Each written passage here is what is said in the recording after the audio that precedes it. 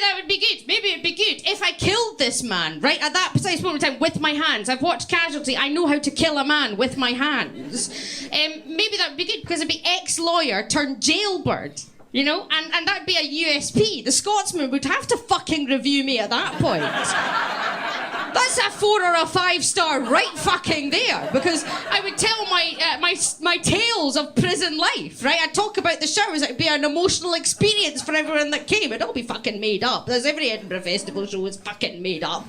But that'd be maybe I'd win the Edinburgh Comedy Award. Maybe, for the love of God, if I went to prison for killing a man in the front row of a comedy gig for saying he'd raped me, I'd get on Mock the Week. Ah, very good. Well, thank you very much indeed. Right, I need to dish out points. I need your help for that. So let's start off. If we think that Joe should get the points, give me a cheer now, ladies and gentlemen. Okay, and if we think Susan should get the points, give me a cheer now.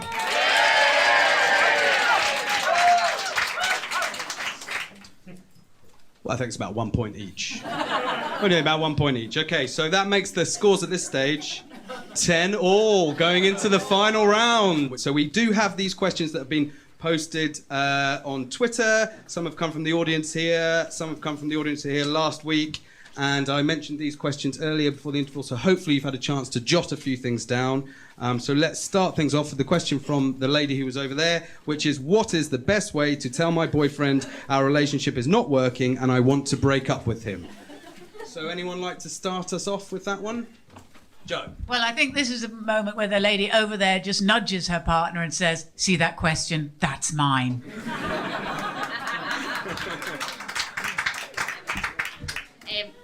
Shout, for Narnia! And then lock him in the wardrobe. Show him that special video you made with your new girlfriend. Best way to split up with your boyfriend, take him on an Italian cruise.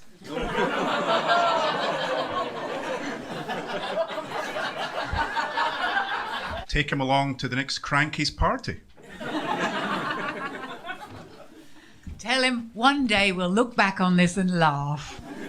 Just not together. Okay, anyone anymore? Is that us? Okay, fantastic. Ladies and gentlemen, round of applause for that. Great. Okay, second question. Where is the best place to hide in a game of hide and seek? In the Cranky's dressing up box. Obviously. For me, at a Cranky's convention. Wherever it is that Bono's put that thing that he's still looking for.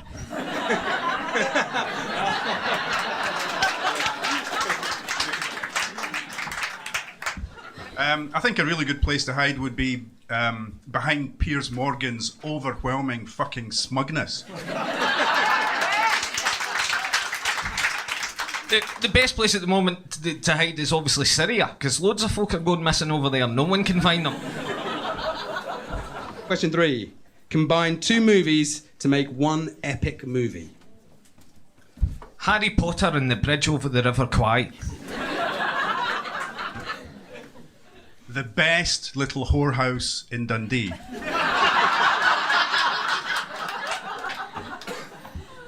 Die Hard, the Iron Lady.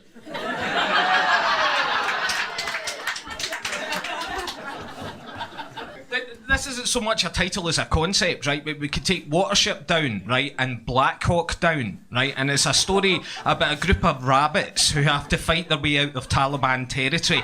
And then they get to the end and they're eaten by a big black hawk.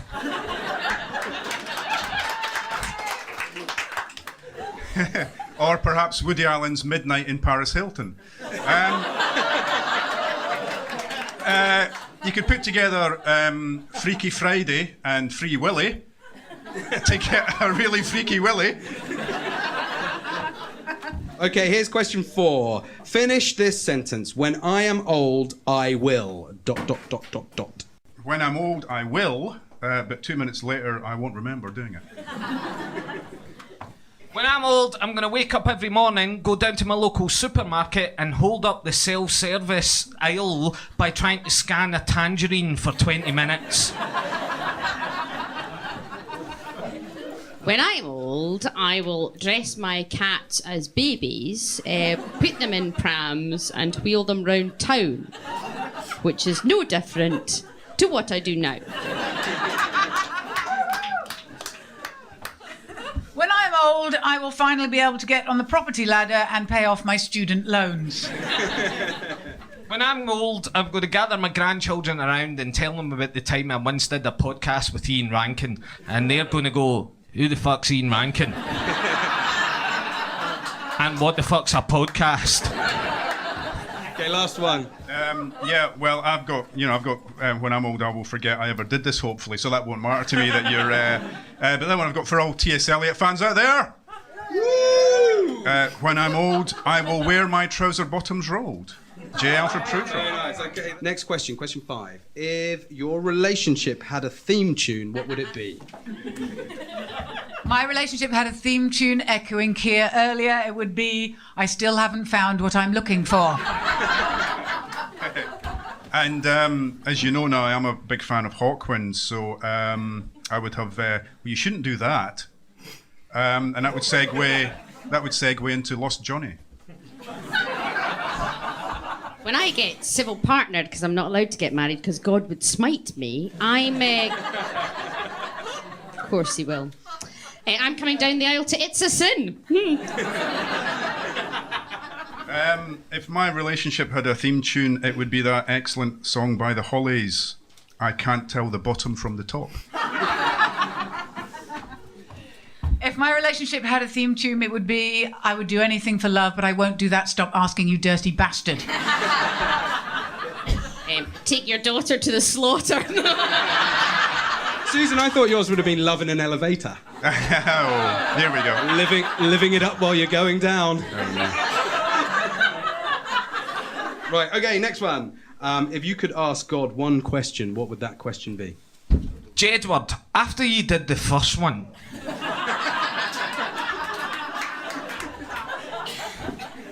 Look, it would have been a lot simpler. Why didn't you start with Adam and Steve? Dear God, it's been puzzling me. In the night garden, what gender is Maca Paca? And if you've got a follow-up question, God, Maca Paca, Upsy Daisy, Iggle Piggle, Snog, Marry, Avoid. I didn't understand that. It was genuinely hilarious. I'm on a show I thought of, and I'm not clever enough for it. If you could ask God one question, it would be, religious people, do you see them as fans or stalkers? Now, I've been trained as a vicar and all that. I genuinely have a question. If there was one question I could ask God about the Bible, it would come from this verse. This is genuinely there. It's from 2 Kings chapter 2, verses 23 to 24. And the verses go from this. From there, Elijah continued on, and some youths came out and lined the side of the road. They began to shout, "Go on up, you bald head! Go on up, you bald head!" Elijah knelt down and called down a curse in the name of the Lord, and 2 she-bears came out of the woods and mauled 42 of them. From there, Elijah went on up to Bethel. Now, my question is, well, I've got a couple of questions. One, she-bears. Who was identifying the sex of the bears while this mauling of 42 youths was happening, right? And second, 42 youths, right? What were the other 40 doing when the first 2 were getting mauled? Were these bears with machine guns? Were these ninja bears that came out of the woods? And then there, from there, Elijah went on up to Bethel. He's just seen 40 kids get mauled by 2 she-bears. What the fuck was he thinking? Thank you.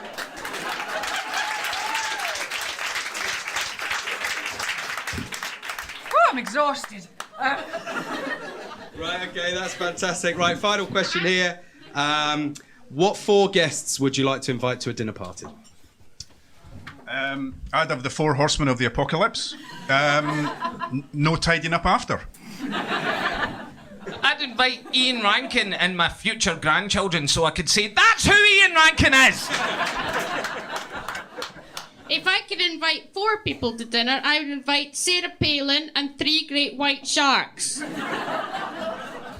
And the Sharks would lose. She carries a gun, you know. Yes. A big gun. At my ideal dinner party, 4 people, I would definitely have John, Paul, George, and somebody else just to make up the numbers. If I was to invite 4 people to dinner, I would invite Buffy the Vampire Slayer, Willow, and 2 of me. Okay, ladies and gentlemen, how about that? Give us a round of applause. Well, that's it for this week. Hope you enjoyed yourselves. Did you enjoy the game? Yeah. Ian, did you enjoy the game? How was it for you? Was it what you expected?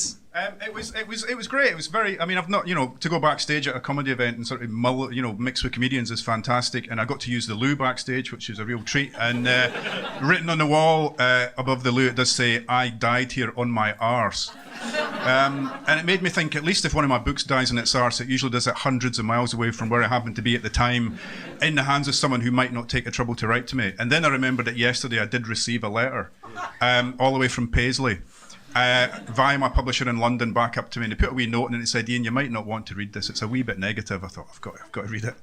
So I opened it up, big scrawled handwriting, and just said, "The impossible dead, shite. Give up now." Ladies and gentlemen, Ian Rankin is our special guest this week. Okay.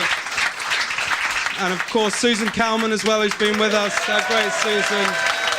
And our regulars, Keir and Joe, everyone's fabulous. Now, I would actually like to say a few thank yous. So first of all, I'd like to say thank you to the bar staff.